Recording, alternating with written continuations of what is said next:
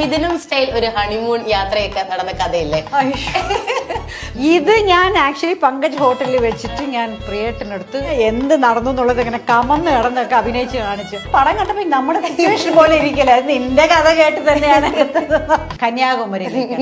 ശരി, കന്യാകുമരിയെങ്കിലും കന്യാകുമരി എന്നാ പോവാന്നും പറഞ്ഞിട്ട് പോയി. നമുക്ക് രാവിലെ ഒരു വൈകിട്ട് 3 മണിയാകുമ്പോൾ പുറപ്പെടണം, 4 മണിയാകുമ്പോൾ പുറപ്പെടണം, റെഡി ആയിരിക്കും എന്ന് പറഞ്ഞു. ശരി എന്ന് പറഞ്ഞു. ഞങ്ങളെല്ലാവരും, ഞാനും ചേച്ചിയും റെഡി ആയിരിക്കും, പെട്ടിയൊക്കെ റെഡിയാക്കി വെച്ചു. നിങ്ങൾ 4 പേര് മാത്രം പോകാനായിരുന്നു ആദ്യ ഉദ്ദേശം?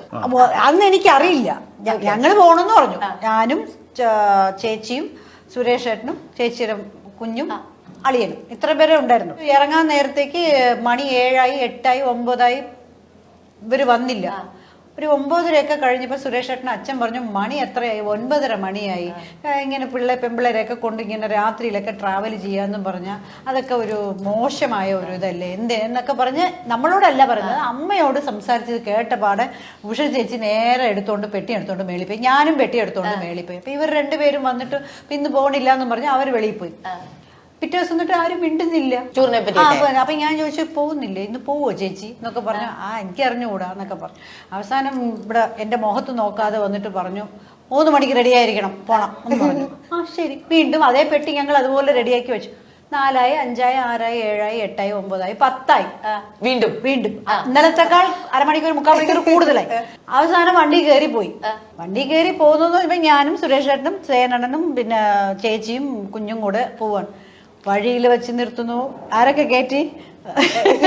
GS വിജയൻ അവരെ കയറ്റുന്നു. പിന്നെ മാഷല അവരെ, പിന്നെ സനൽ, പിന്നെ രാധാകൃഷ്ണൻ, ഇങ്ങനെ അറിയുന്നവരൊക്കെ ഇങ്ങനെ അംബാസഡർ കാറിൽ ഇങ്ങനെ വണ്ടിയിൽ സ്ഥലം ഉണ്ടായിരുന്നു.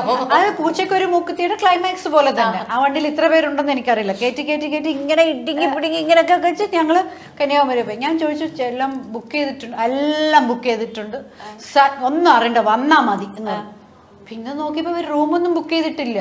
അവിടെ പോയിട്ട് ഓരോരോ സ്ഥലത്തായിട്ട് റൂമുണ്ടോ വെച്ചാൽ ആരും. അവസാനം എവിടെ പോയി സുരേഷ്? അയ്യപ്പ ലോഡ്ജ് അല്ലേ, അവിടെ പോയിട്ട് എല്ലാവർക്കും കൂടെ. ദൈവമേ, അവിടെ മാമിനെ എല്ലാവരും തിരിച്ചറിയുന്നുണ്ടായിരുന്നില്ലേ? രാത്രിയിൽ എന്നിട്ട് പോയിട്ട് അവിടെ ചെന്നിട്ട് അവിടെ കിട്ടിയ അവിടെ എല്ലാരും ഒരേ റൂമിലായിരുന്നു. രാവിലെ ഒരു ബാത്റൂമിൽ എത്ര പേര് കുളിക്കാനാണ്, എത്ര പേര് റെഡിയാവാണ്. അങ്ങനെ റെഡിയായി. പിന്നെ അവസാനം പോയിട്ട് വൈകിട്ട് എവിടെ പോണം വല്ല റൊമാൻറ്റിക് ആയിട്ട് ചോദിച്ചു. അപ്പൊ ചേച്ചി പോവാൻ തിരിച്ച് വീട്ടിലേക്ക് എന്ന് പറഞ്ഞു. അത് മാത്രം ഇൻസ്പയർഡ് ആണോ മിഥുനം? ഇത് ഞാൻ ആക്ച്വലി പങ്കജ് ഹോട്ടലിൽ വെച്ചിട്ട് ഞാൻ പ്രിയേട്ടനടുത്ത് ഇതുപോലെയല്ല, നല്ല എന്ത് നടന്നു എന്നുള്ളത് ഇങ്ങനെ കമന്ന് കിടന്നൊക്കെ അഭിനയിച്ച് കാണിച്ചു. അത് തന്നെയാണ് മിഥുനം പടത്തിന്റെ ആ സീനും കൂടെ വരാനായിട്ടൊരു കാരണം എന്ന് പിന്നെ ഞാൻ അറിഞ്ഞത്.